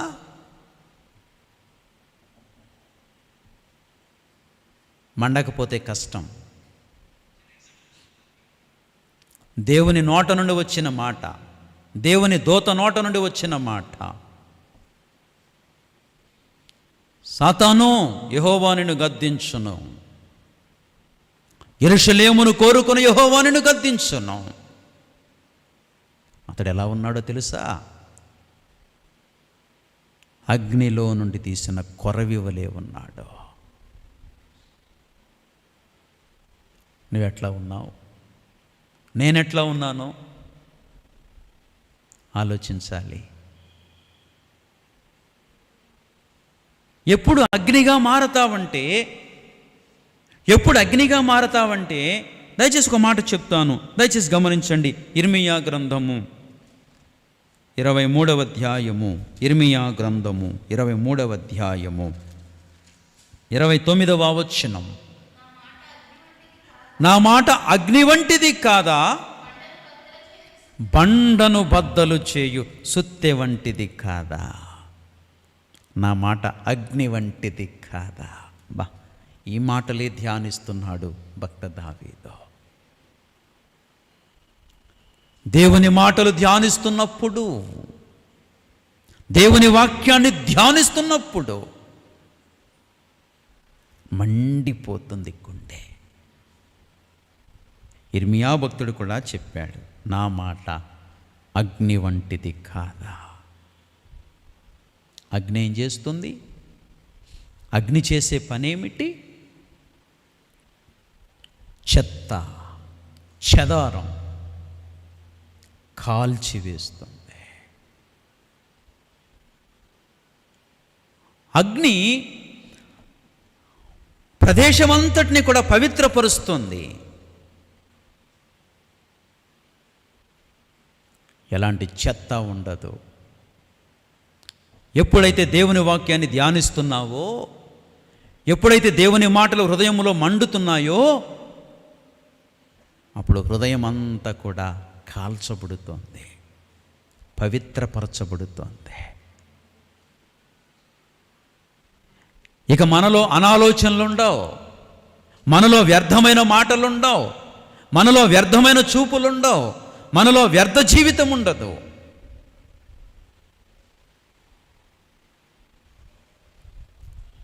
ఒక మాట చెప్పనా, దేవుని కొరకు ఎంత బ్రతుకుదామన్నా బ్రతకలేవు, కానీ ఎప్పుడు బ్రతుకుతావో తెలుసా? దేవుని మాటలు మండుతున్నప్పుడు. దేవుని మాటలకు అంత శక్తి ఉంది. జీవితం పరిశుద్ధమైపోతుంది.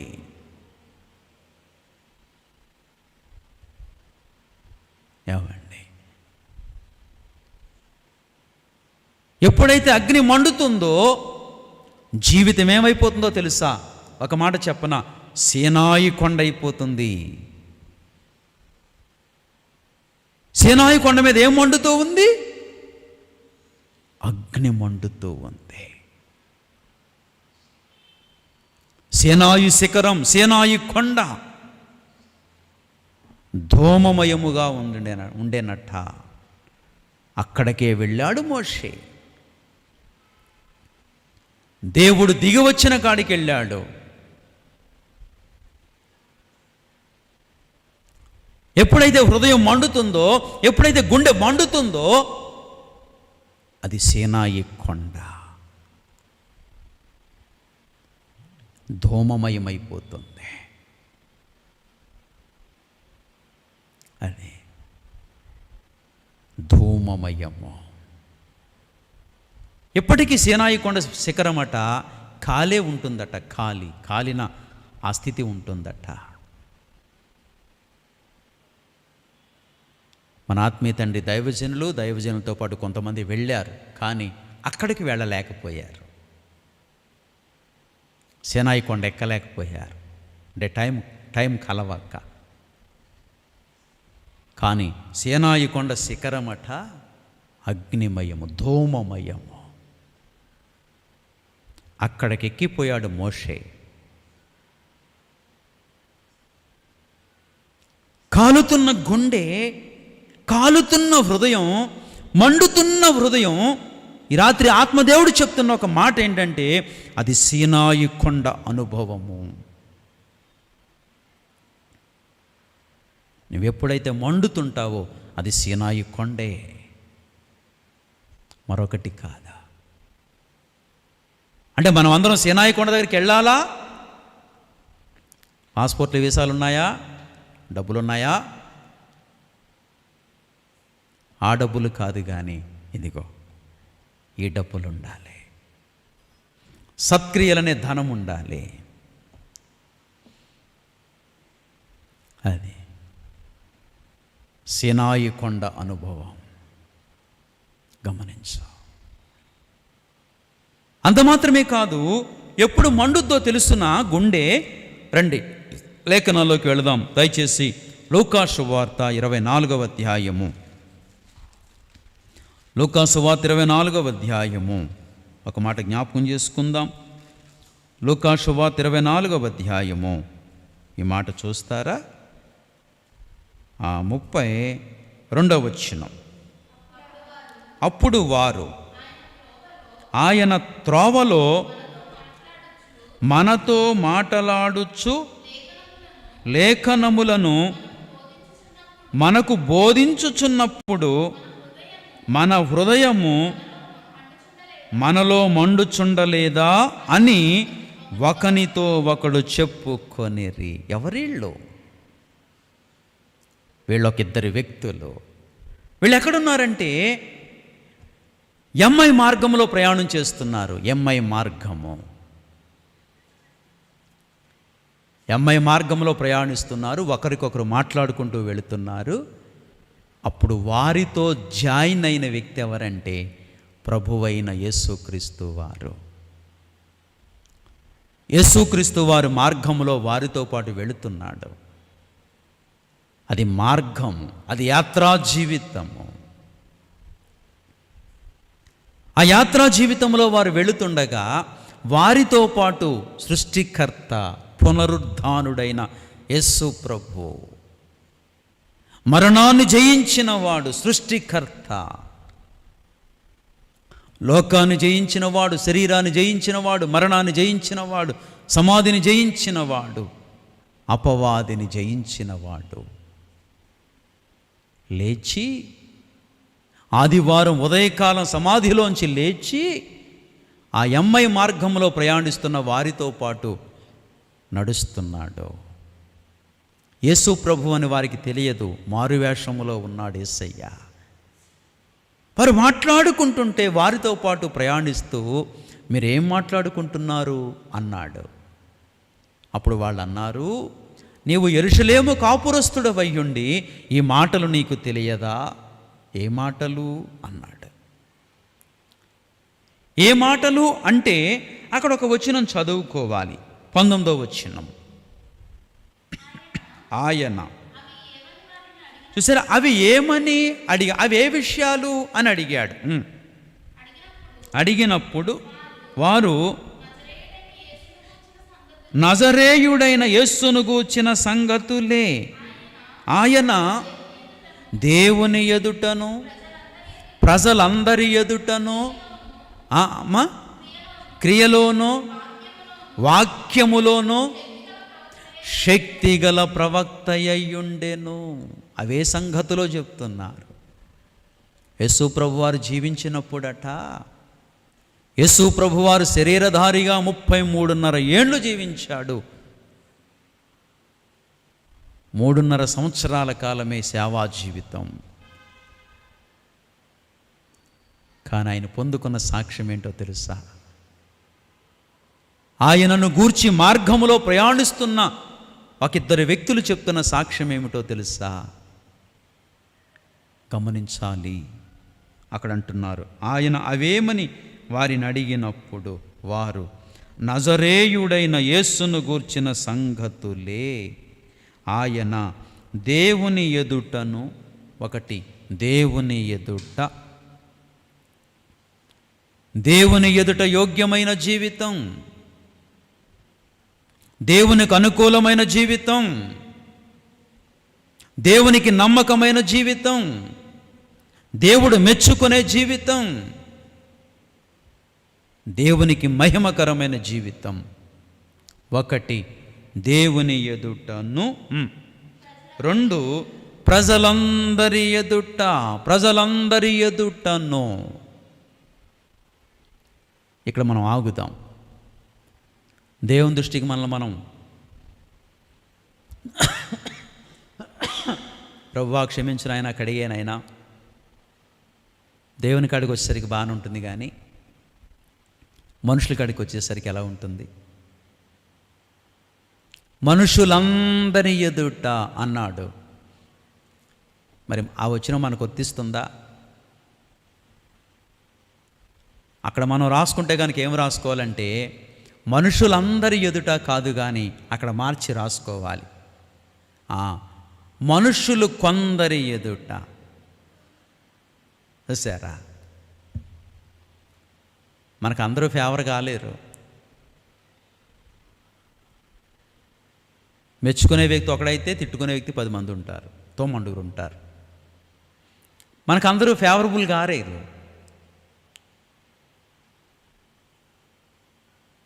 కానీ అది కాదు భక్తి జీవితం. దేవుని వాక్యం మండుతున్నప్పుడు నువ్వు అందరినీ సంపాదించుకోగలుగుతావు. దేవుని వాక్యం నీ గుండెల్లో మండుతున్నప్పుడు నువ్వందరినీ సంపాదించుకోగలుగుతావు దేవునిలాగా. చెప్తున్నారు వాళ్ళు, మనుషులందరి ఎదుట. ప్రియ దేవుని సంఘమా, నిన్ను అందరూ ఇష్టపడుతున్నారా? కొందరే ఇష్టపడుతున్నారా? నిన్ను నన్ను అందరు ఇష్టపడటం లేదంటే ఎక్కడో తేడా కొడుతుంది. అది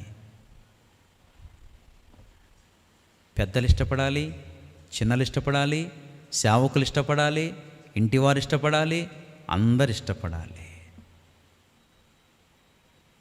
ఇష్టపడుతున్నారా? ఊరి వారు ఇష్టపడాలి, గ్రామస్తులు ఇష్టపడాలి, ఇంటివారు ఇష్టపడాలి, బంధువులు ఇష్టపడాలి, సేవకుడు ఇష్టపడాలి, సంఘస్థులందరూ ఇష్టపడాలి.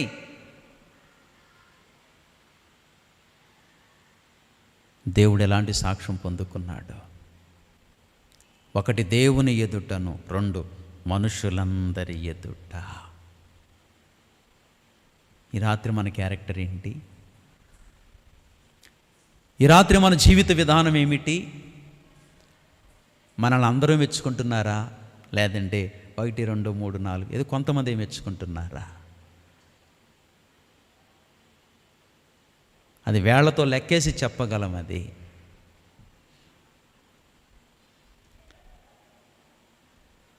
అంటే మన హృదయం మండటం లేదని అర్థమవుతోంది, మనలో దేవుని వాక్యము లేదని అర్థమవుతోంది.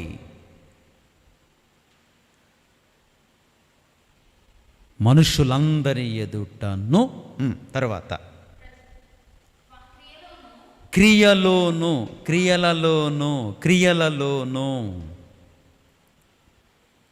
దేవుడు క్రియలలో ఎవరో తెలుసా? జీవం కలిగిన వాడు. అది యేసు ప్రభు వారి క్రియలలో ఎవరంటే, ఒకసారి దాన్ని అలా పెట్టి యాకోబు పత్రికలోకి రండి ఒకసారి. ఆయన క్రియలలో ఎవరో చెప్తాడు. దయచేసి 2వ అధ్యాయం ఈ మాట చదువుకుంటే, ఆయన క్రియలో ఎవరంటే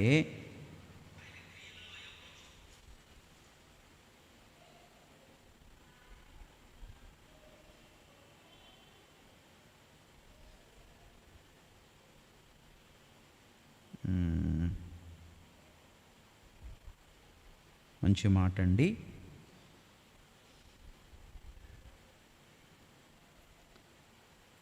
చూడండి ఒక మాట,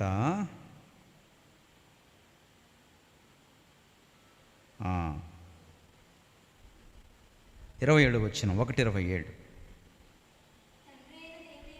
తండ్రి అయిన దేవుని ఎదుట పవిత్రమును నిష్కళంకమునైన భక్తి ఏదనగా, దిక్కులేని పిల్లలను, విధవరాండ్రను వారిబ్బందులలో పరామర్శించుటయు, ఇహలోక మాలిన్యము తనకంటకుండా తన్ను తాను కాపాడుకొనుటయే. ఇది కాకుండా ఇంకొక మంచి మాట ఉంటుంది. చూడండి 25 చదవండి. 25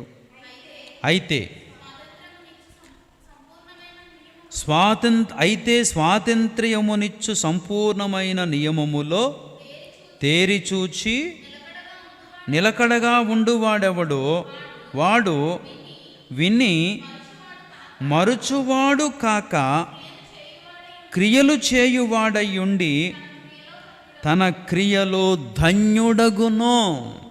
ఇది మాట. అందుకే వాళ్ళిద్దరు సాక్ష్యం ఇచ్చారు. చాలామంది క్రియలు చేస్తారు కానీ ధన్యులు కాలేరు. కానీ యేసునాథుని క్రియల్లో ఏముందో తెలుసా? ధన్యత. క్రియలు చేస్తూ యేసయ్య ఏమైపోయాడంటే దేవుని ఎదుట ధన్యుడైపోయాడు. ధన్యుడు. సంఘమా, ఈ రాత్రి నీ క్రియల్లో నీవు ధన్యుడవేనా? ఈ రాత్రి నీ క్రియల్లో నీవు ధన్యత పొందుకుంటున్నావా?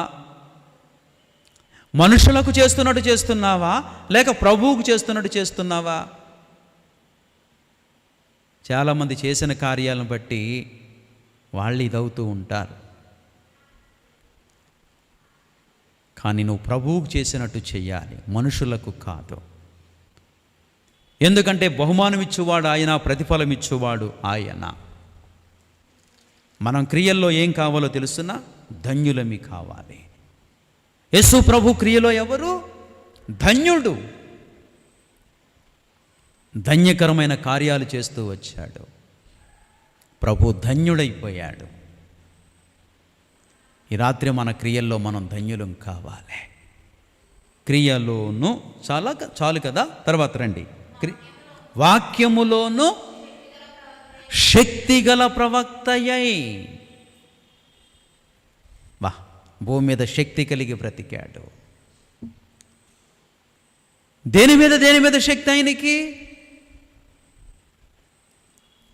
చూసారా, ఇంత శక్తి ఎలా వచ్చేసింది? దేవుని ఎదుట బాగా బ్రతికాడు, మనుషులందరి ఎదుట బాగా బ్రతికాడు, తరువాత క్రియలో బ్రతికాడు, వాక్యంలో బ్రతికాడు. అప్పుడు అంటారు శక్తిగల ప్రవక్తయ్యై. వేటి మీద శక్తి వచ్చేసింది ఆయనకి? శరీరం మీద శక్తి వచ్చింది. మనవలే శోధింపబడినను ఆయన పాపము లేని వాడిగా ఉండెను.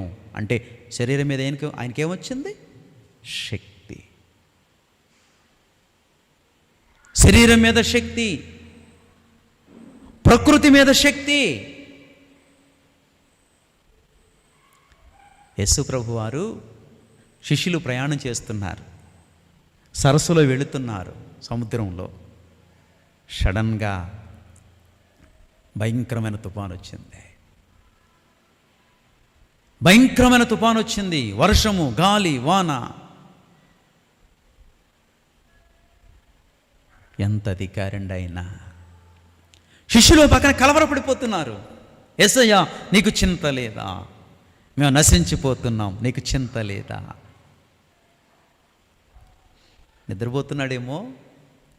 నిద్రపోతున్నాడేమో సడన్గా లేపారు, నీకు చింత లేదా అని. అమర మీద నిద్రపోతున్నాడు యేసయ్య.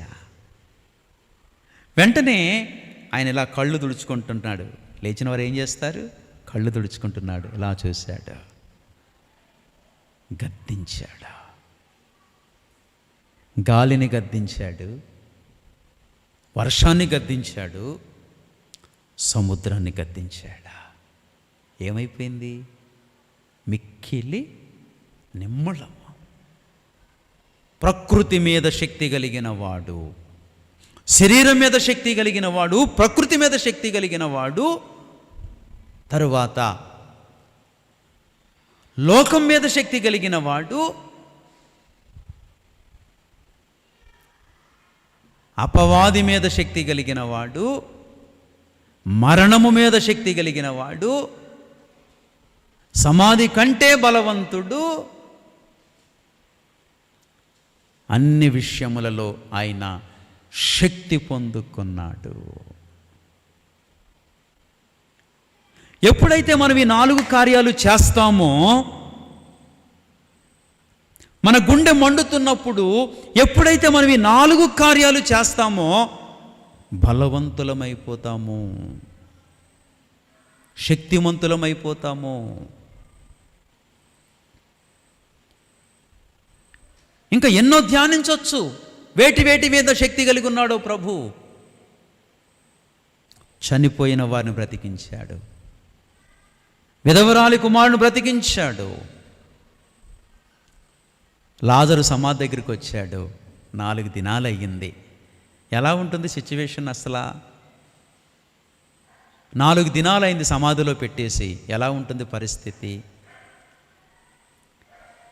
ప్రభు పడుకున్నోడిని పిలిచినట్టు పిలిచాడు. అది మీకు మాట చెప్పనా? మన పిలుపుకి పడుకున్నోడే లేగడు. పడుకున్నోడు లేపాలంటే చాలా కొట్టాలి, తట్టాలి, చాలా భయంకరంగా మనం చేయాలి. ఒరే లేవరా, లేగరా, లేగరా, టైం అయిపోతుంది. కానీ ఒకే ఒక్క పిలుపు అన్నాడు యేసయ్య, లాజరు బయటకు రా, లాజరు కమౌట్, బయటకు రా. పిలిచాడు ప్రభు. మృతుల మీద అధికారం, శక్తి వచ్చేసింది. తర్వాత దెయ్యం పట్టిన వారి మీద కూడా శక్తి వచ్చేసింది, దురాత్మల మీద శక్తి వచ్చింది. ఎన్ని ఎన్ని ఎన్ని శానంటుంది గిరాసేన్ల దేశములో, యేసు సర్వోన్నతుడైన దేవుని కుమారుడా, నాతో నీకేమి పని, నన్ను బాధపరచుకో. శక్తివంతుడా, దేవుడు ఎంత శక్తితో నింపాడు. దేవుని ఎదుట పర్ఫెక్ట్ లైఫ్, ప్రజలందరి ఎదుట వెరీ వెరీ పర్ఫెక్ట్ లైఫ్. క్రియల్లో అనగా తన జీవితములో, వాక్యములో శక్తి గల ప్రవక్తయే. ఎంత శక్తి, ఎంత శక్తి! నిజంగా మనం కూడా ఇట్లా చేయగలిగితే మనం కూడా అట్లాంటి బలవంతులుగా మారిపోతాం. అందుకే దావీదు గుండె మండిందట. గుండె మండటములో ఆశీర్వాదం. మాటలు ధ్యానిస్తున్నప్పుడు గుండె మండిందట. గుండె మండుతున్నప్పుడు కలిగే ఆశీర్వాదం అదే. గుండె మండుతున్నవాడు ఎలాంటి కార్యాలన్నా చేస్తాడు. ఈ రాత్రి దేవుని కొరకు మండడానికి ఇష్టపడుతున్నావా? ఈ రాత్రి దేవుని కొరకు మండడానికి నిన్ను తీర్మానించుకుంటున్నావా? ఎంత శ్రేష్టమైన జీవితం! ఇక ఇలా చూసుకుంటూ వెళితే చాలా మాటలు ఎదురవుతూ ఉంటాయి మనకు. చివరిగా ఒక్కొక్క మాట జ్ఞాపకం చేస్తాను. ఫిలిప్పీలకు రాసిన పత్రిక 4వ అధ్యాయము, ఫిలిప్పు పత్రిక 4వ అధ్యాయము 8వ వచనం. ఫిలిప్పి 4:8. మెట్టుకు సహోదరులారా, ఏ యోగ్యత అయినను మెప్పైనను ఉండిన ఎడల, ఏవి సత్యమైనవో, ఏవి మాన్యమైనవో, ఏవి న్యాయమైనవో, ఏవి పవిత్రమైనవో, ఏవి రమ్యమైనవో, ఏవి ఖ్యాతి గలవో, వాటి మీద ధ్యానముంచుకొనుడి. మా సబ్జెక్ట్ ఏమిటి? యెహోవా నా నోటి మాటలు, నా హృదయ ధ్యానము. చూసారా? ఎప్పుడైతే ఒక విశ్వాసి ఇలా మండుతూ ఉంటాడో, ఇక అతని కన్నులు కానీ, అతని హృదయము కానీ, అతని శరీరము కానీ ఇక వేటి మీదకు పడితే వాటి మీదకు వెళ్ళదు. ఇక్కడ ఆలోచిస్తూ అంటాడు, మెట్టుకు నా సహోదరులారా, ఏ యోగ్యత అయిననో మెప్పైననో ఉండిన ఎడల, ఏవి సత్యమైనవో. ఇక నువ్వు ఫిల్టర్ చేయగలుగుతావు. ప్రతిష్ఠింపబడిన వ్యక్తివైపోతావేమో, గుండె మండుతున్న వ్యక్తివైపోతావేమో, దేవుని కొరకు జీవించాలన్న ఆశ, కోరిక మనలో పెరిగిపోతుందేమో. అప్పుడు మన నడక, మన అభ్యాసం మారిపోతుంది. అంటాడు, ఏవి సత్యమైనవో, ఏవి మాన్యమైనవో, ఏవి న్యాయమైనవో. చూసారా? నీవు న్యాయమైనవే చేస్తావు. మండుతున్నావు, అన్యాయానికి నీ దగ్గర చోటు లేదు. నువ్వు మండుతున్నావు, అసత్యానికి నీ దగ్గర చోటు లేదు. నువ్వు మండుతున్నావు, మాన్యతనే చేస్తావు కదా. తర్వాత ఏవి పవిత్రమైనవో, ఏవి పవిత్రమైనవో గమనిస్తావు. ఏవి పవిత్రమైనవో, ఏవి రమ్యమైనవో. ఎట్లా ఉంటే రమ్యమో, ఏది రమ్యమో, ఏవి ఖ్యాతి గలవో, నీకేవి ఖ్యాతినిస్తాయో, దేవుని ఎదుట నీకేవి ఖ్యాతినిస్తాయో అది ఏవి ధ్యానిస్తే చాలా టైం పడుతుంది. ఒక్కొక్క మాట చాలా విలువైన మాటలు. కనీసం ఒక్కొక్క మాట ఒక అరగంట ధ్యానించుకోవచ్చు. చాలా మాటలు ఉన్నాయి. ఏవి ఖ్యాతి గలవో వాటి మీద ధ్యానముంచుకొనుడి. నీ లుక్స్ మారిపోతాయి, నీ ఆలోచనలు మారిపోతాయి. లోకస్తుళ్ళగా ఆలోచించవు, శరీర సంబంధాలుగా ఆలోచించవు.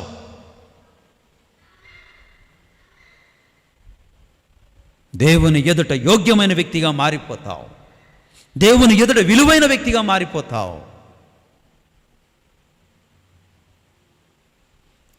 ఈ రాత్రికాల సమయంలో పరిశుద్ధాత్మ దేవుడు మనకిస్తున్న సందేశం ఇదే. మనల్ని మనం కట్టుకోవాలి, కుటుంబాన్ని కట్టుకోవాలి, సంఘంలో మనం కట్టుకోవాలి. కాలిపోతూ ఉండాలి, కాలుతుండాలి. ఓకేనా? సపోజ్ ఓ జొన్నపోతు తీసుకుందాం. కాలితే తింటావా, కాలకపోతే తింటావా? ఏదైనా ఒక ఐటెం, కర్రీ ఐటెం తీసుకు, ఉడికితే తింటావా, ఉడకపోతే తింటావా? అట్లాగే నేను కూడా కాలుతుండాలి. ఓకేనా?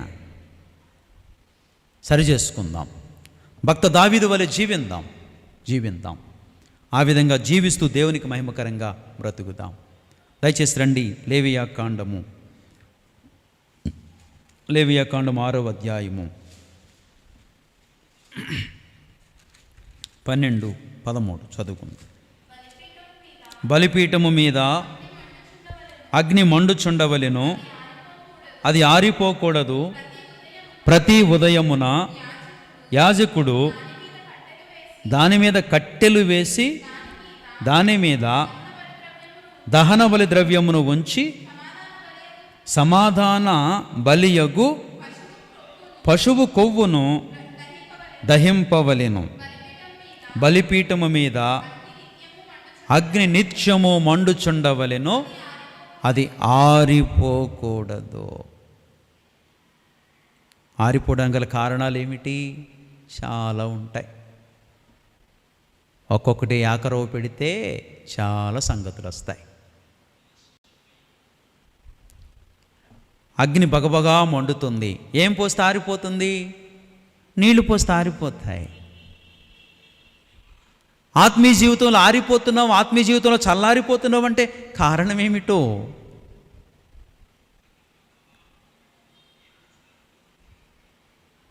మంట మండలేకపోతున్నావు, చల్లారిపోతున్నావు.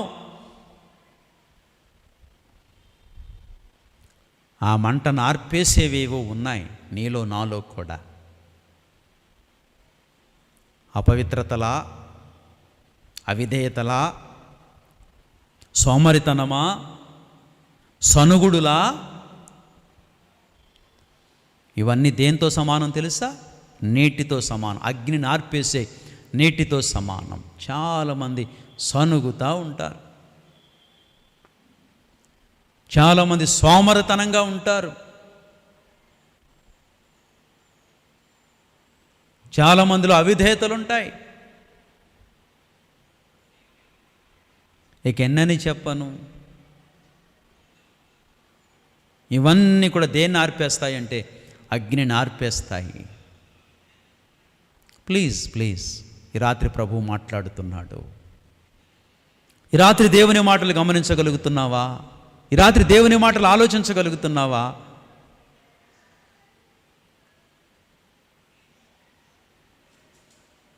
మనం దేవుని కొరకు మండాలి. ప్రియ దేవుని సంగమా, ప్రియ యవనుడా, ఇది నీకు నాకు ఒక అవకాశం. ఇది దేవుని కొరకు మండేందుకు, దేవుని కొరకు బ్రతికేందుకు. లోకంలో దేని కొరకో ఎవరెవరి కొరకో బ్రతకడం కాదు, కానీ దేవుని కొరకు బ్రతుకు, దేవుని కొరకే బ్రతుకు, దేవుని వాక్యం కొరకే బ్రతుకు, దేవుని సత్యం కొరకే బ్రతుకు. నువ్వు మండుతావు, నువ్వు ప్రత్యేకింపబడతావు. ఈ మండుతున్న వ్యక్తుల్లో ఇంకొక వ్యక్తిని చూపించనా ప్లీజ్? యోహాను సువార్త 6వ అధ్యాయము 5వ అధ్యాయము, మండుచున్న వ్యక్తుల్లో ఒక ఆయన. యోహాను సువార్త 5వ అధ్యాయము 35వ వచనం చదవండి, ప్రార్థన చేసుకుందాం. చదవండి. అతడు మండుచు ప్రకాశించుచున్న ద్వీపమయ్యుండెను. ఎన్ని మాటలు ప్రిలారా! ఇతను ఎవరో తెలుసా? బాప్తిస్ముకుడైన యోహాన్. యేసు ప్రభు మొదటి రాకడకు ముందు ఇతడు మండుతున్నాడు, ప్రకాశిస్తున్నాడు. అర్థమైందా? యేసు ప్రభు మొదటి రాకడకు ముందు ఈ యోహాన్ ఏమవుతున్నాడంటే మండుచు ప్రకాశిస్తున్నాడు. మండుచు ప్రకాశిస్తూ ఏం చేస్తున్నాడు? ప్రకాశించుచున్న ద్వీపమయ్యుండెను, మీరు అతని వెలుగులో ఉండి కొంతకాలం ఆనందించుటకు ఉంచబడితేరి, ఇష్టపడితేరి.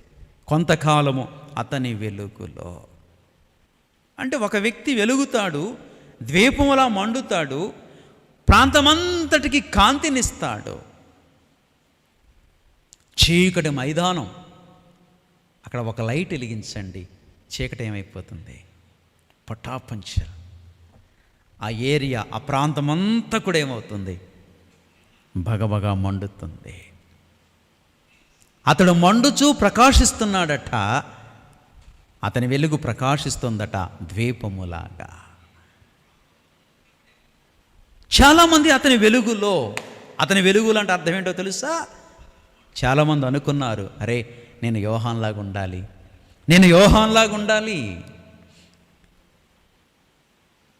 నేను యోహాన్లా బ్రతకాలి, యోహాన్లా జీవించాలి, యోహాన్లా రోషం కలిగి ఉండాలి. అతని వెలుగును కోరుకున్నవారు ఈ రాత్రి ఒక ప్రశ్న: నీలాగా ఎవరైనా ఉండాలనుకుంటున్నారా? నువ్వెవరిలాగన్నా ఉండాలనుకుంటున్నావా? నువ్వెవరికైనా మాదిరి కాగలుగుతున్నావా?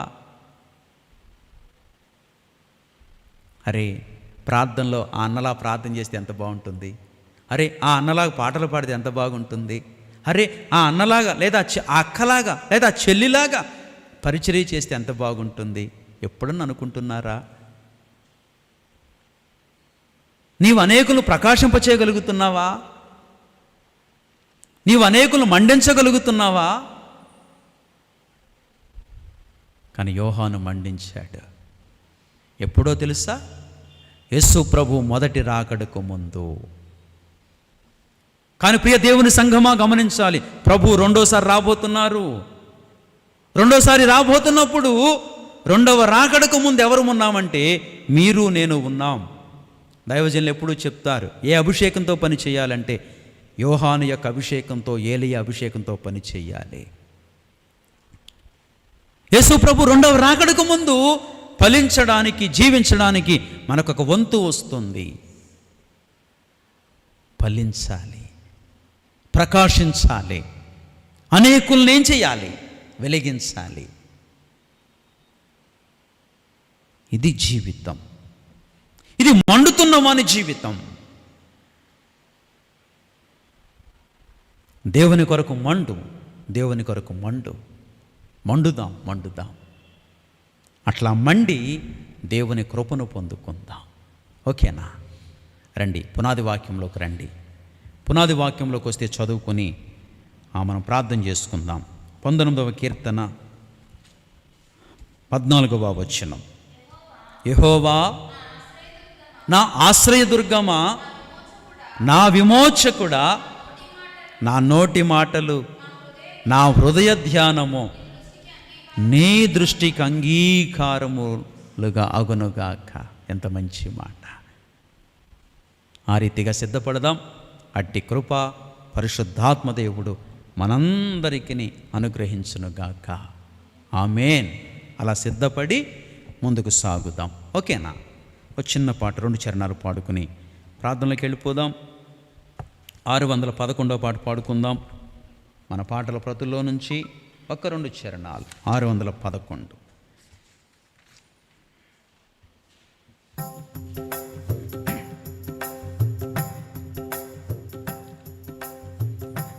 నీ సాక్షము ఏది, నీ బలి అర్పణ ఏది,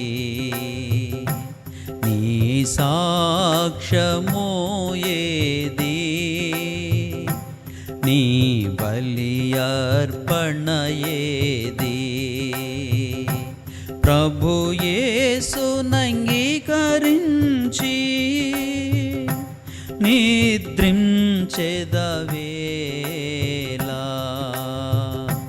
ప్రభు యేసునంగీకరించి జాగు చేసేదవేలా, మేల్కో లెమ్ము, మేల్కో లెమ్ము, రమ్ము విశ్వాసీ, నీ సాక్షము ఏది, నీ బలి అర్పణ ఏది, నీ సాక్షము ఏది, నీ బలి అర్పణ ఏది. అపోస్తుల కాలమందు ఉపద్రవముల ఒత్తిడిలో, అపోస్తులుల కాలమందు ఉపద్రవముల ఒత్తిడిలో, అన్నింటి సహించుచు, అన్నింటి సహించుచు, ఆత్మలాదాయము చేసిరి, నీ సాక్షము ఏది, నీ బలి అర్పణ ఏది, నీ సాక్షము ఏది, నీ బలి అర్పణ ఏది. రాళ్లతో కొట్టబడిరి, రంపాలచే కోయబడిరి, రాళ్లతో కొట్టబడిరి, రంపాలచో కోయబడిరి, పరమదర్శనముంది,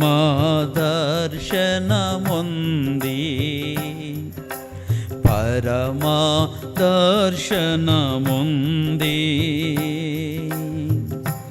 సువార్తను చాటించిరి, నీ సాక్షము ఏది, నీ బలి అర్పణ ఏది, నీ సాక్షము ఏది, నీ బలి అర్పణ ఏది. కొరడాలతో కొట్టబడిరి, చెరసాలయందుంచబడిరి,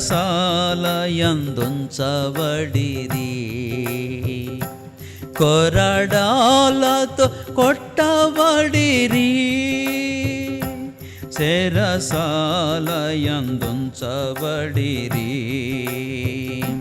చెరసాల సంకెళ్ళను, చెరసాల సంకెళ్ళను, వారి నాటంక పరచలేదు, నీ సాక్ష్యము ఏది, నీ బలియ పణయేది నీ సాక్ష్యము ఏది నీ బలియ పణయేది ప్రభు యేసునంగీకరించి నిద్రించెదవేలా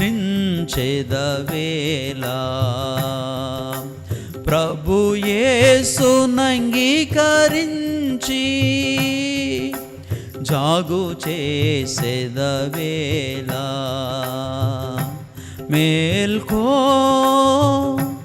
లెమ్ము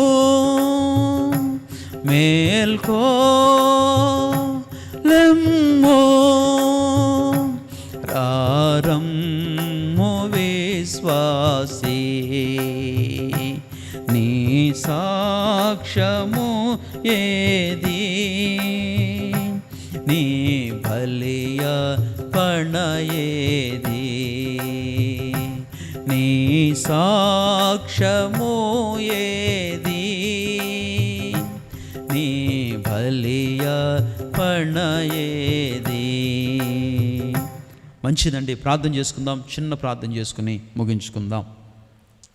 ప్రేమ కలిగిన తండ్రి, పరిశుద్ధుడా, నీ కొందనాలు.